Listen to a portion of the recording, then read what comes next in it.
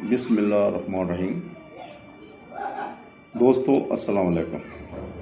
آج میں کائنات کی تخلیق پر بات کروں گا۔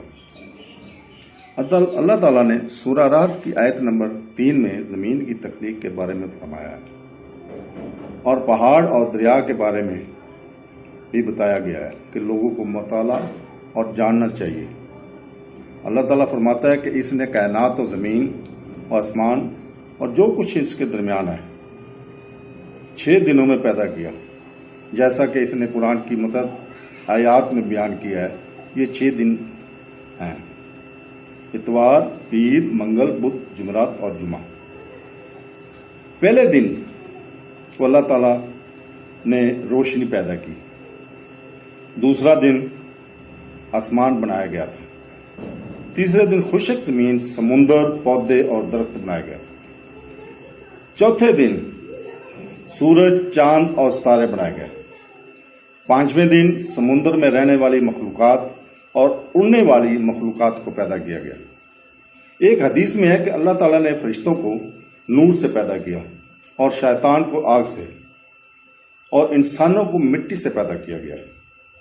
فرشتوں کی تعداد کتنی ہے، ان کے ہونے کا طریقہ یا ان کی فطرت اللہ کے سوا کوئی نہیں جانتا۔ دوستو، اللہ نے سورج، چاند، آسمان، حیوانات، نباتات اور انسانوں کو پیدا کیا۔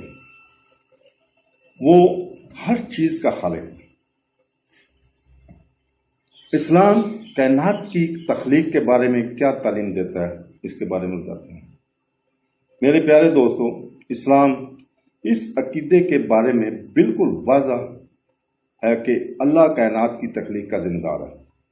تخلیق کی کوئی ایک کہانی نہیں ہے کہ ایک کہانی ہو، لیکن قرآن میں کئی مقامات پر اس کے حوالے موجود ہیں۔